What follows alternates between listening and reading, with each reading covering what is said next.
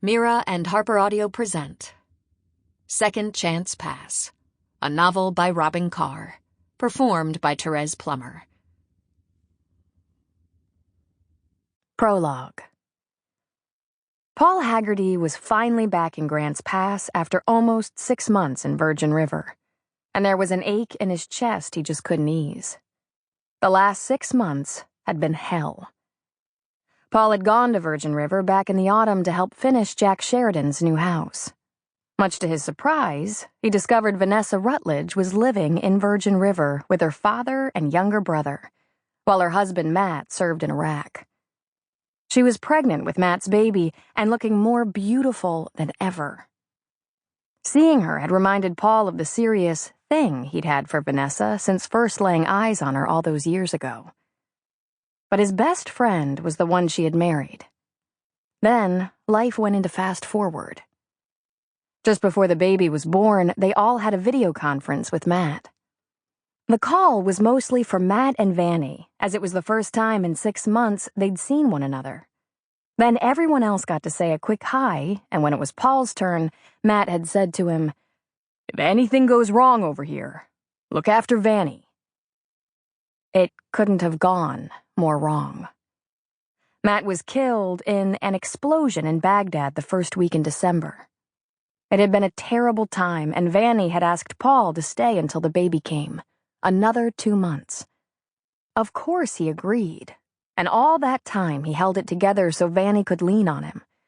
But the strain of the situation, his secret love for Vanny, and his grief for his best friend, ate him alive. He thought going home to Grants Pass would ease the pain or at least distract him from it. But instead, the pressure continued to build. A night out drinking with some of his construction crew and getting painfully loaded only added a miserable headache to his breaking heart. He felt like a dead man, slogging through the days, tossing through the sleepless nights. Without thinking too much about it, he called a woman he'd been out with a couple of times, Terry. He needed the distraction of someone who wasn't already caught up in his drama. What qualified Terry was that their friendship had been easy. There was no clinging, no expectations. Plus, she used to make him laugh. She was simply a nice young woman, 29 years to Paul's 36. Terry was the only woman he'd been out with in a couple of years, and he hadn't talked to her in 6 months. That, if anything, should have told him something.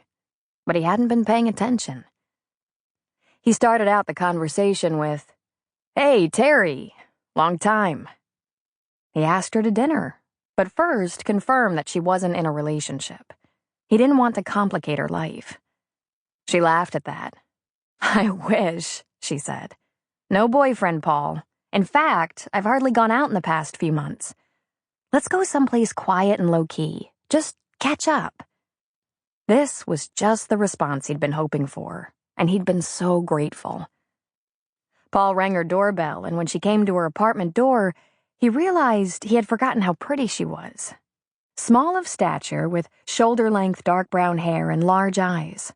She flashed him the bright, sexy smile that first got his attention a year ago. She laughed that wild laugh of hers and threw her arms around his neck. "God, it's great to see you. I can't wait to hear your excuse for disappearing for months. Hey, remember Rosa's? That hole-in-the-wall Mexican place? How about we go there?" "Love it," she said. Paul stared straight ahead as he drove them to the restaurant, his jaw locked. He tapped his fingers on the steering wheel and shifted in his seat. Maybe this wasn't such a good idea, he thought.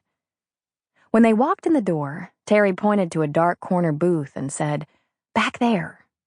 And when they sat down, she said, "You're not a real talkative guy, Paul, but it's obvious something's wrong." "I just got back to town from California. I'm a little behind on everything." She was shaking her head. "No, it's more than that.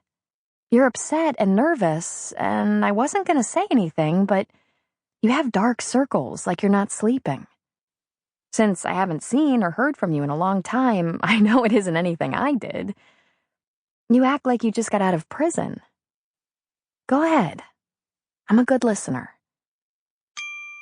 Sample complete. Ready to continue?